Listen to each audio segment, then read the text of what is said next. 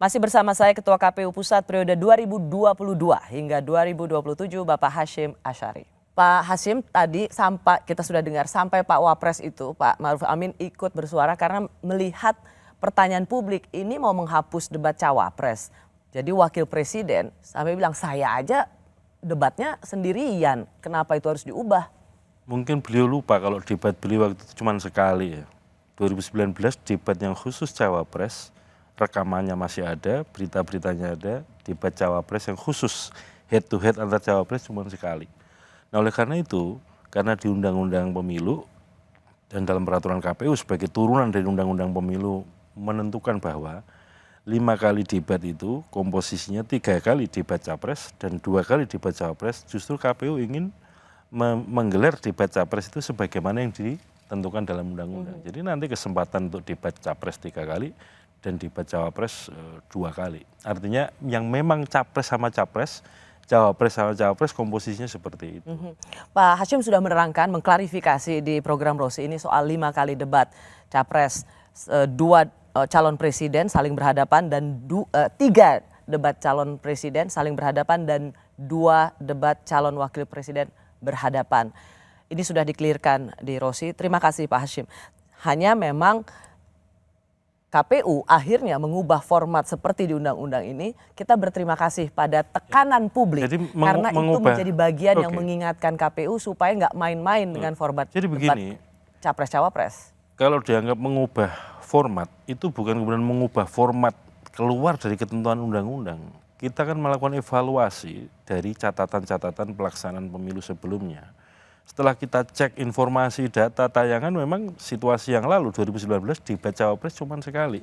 Maka kemudian kalau dianggap mengubah format itu mengubah format pemilu dari 2019 kembali ke format yang ditentukan oleh Undang-Undang Pemilu, yaitu debat capres 3 kali, debat cawapres 2 kali.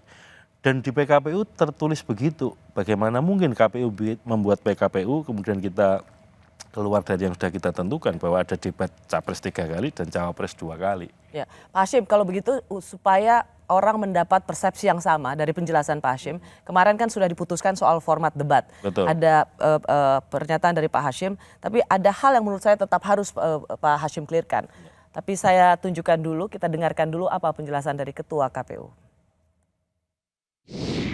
Penegasannya itu maksudnya diskusi gitu Pak. Dua-duanya dipanggang atau salah satu ada di... Ya, namanya didampingin di sebelahnya kan. Oh, berarti menjadi pajangan dong Pak, kalau misalnya yang ngomong capres-capres aja, cawapres diem aja. Misalkan sebelum capres jawab boleh diskusi sama capres. Soal beliau berdiskusi atau tidak kan urusan capres cawapres.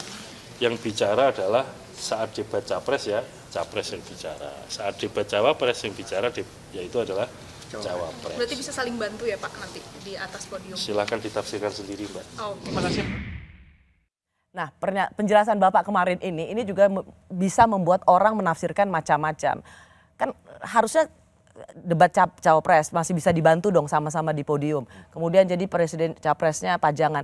Itu sebenarnya Anda ngejawab ke wartawan kok juga kayak kemana-mana sih Pak Hasyim? Sebenarnya begini loh, urusan begitu kan tidak urusannya KPU ya.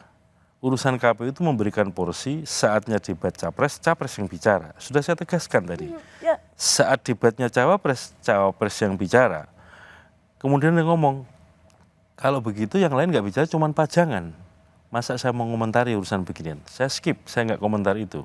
Tapi begitu ditanya misalkan, kalau begitu boleh diskusi di antara mereka. Itu urusan beliau, pasangan calon. KPU nggak ngurusi itu. Tetapi intinya yang katakanlah kesempatan untuk bicara kepada publik untuk merespon pertanyaan atau merespon isu tema yang diperdebatkan, ya kesempatannya kalau debat capres, capres. Kalau saatnya cawapres, cawapres. Poinnya di situ sebetulnya. Saya tidak. Seharusnya ini tidak menjadi polemik yang luar biasa berhari-hari, berminggu-minggu seolah-olah KPU kemudian melindungi paslon tertentu atau kemudian ingin membuat satu modifikasi dari format debat. Karena tadi Pak Hasyim mengatakan ya memang paslon, tapi kan yang ingin didengar publik sebenarnya ada debat calon presiden dan ada debat calon wakil presiden. Loud and clear harusnya itu bisa dijelaskan dari awal. Sebetulnya sudah menjelaskan, tetapi sekali lagi ketika pertemuan tanggal 29 November itu kan belum sampai pada titik temu keputusan tertentu. Karena diskusi itu diskusi awal yang kemudian dalam diskusi kan pasti ada dinamika antar pasangan calon dan juga dengan antar tim pasangan calon dengan KPU. Dan ini juga kami minta ini pembicaraan di sini dibawa pulang, dibicarakan dengan pasangan calon dan juga dibicarakan tim besarnya supaya apa?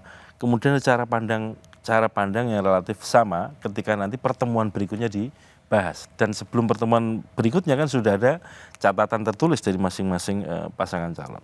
Kalau saya secara pribadi begini ya, kalau ada orang mengatakan bahwa ini nggak seperti pemilu-pemilu sebelumnya, urusan debat capres saja Ya kok jadi diperdebatkan. kayak begini?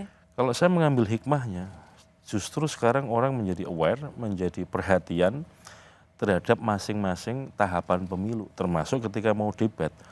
Dan ya hikmah itu kalau bahasa Inggrisnya kan blessing in disguise ya. Lalu kita bisa tahu publik arahnya seperti ini. Publik ingin menjaga KPU itu bekerja on the track sesuai dengan peraturan perundang-undangan. Bahwa kemudian ada diskusi, kalau saya bersyukur orang memperdebatkan ini panjang lebar. Ya, tapi hati-hati Pak Ketua, Ya. hati-hati. Karena jangan sampai alert atau ramainya atau ingatan publik tentang mengingatkan KPU oleh publik ini jangan sampai membuka ruang orang distrust pada KPU. Ya. Jangan sampai kemudian hanya gara-gara ada hal yang prinsip yang nanti saya ingin tanyakan soal data kebocoran dan lain sebagainya, soal debat yang bisa dibilang sangat simpel dari seluruh pekerjaan kompleks KPU aja seolah-olah KPU ini nggak kerja profesional. Intinya maksud saya betul boleh menjadi perhatian publik tapi jangan sampai membuka ruang KPU melahirkan ketidakpercayaan publik pada lembaga yang harus menjadi wasit di pemilu ini.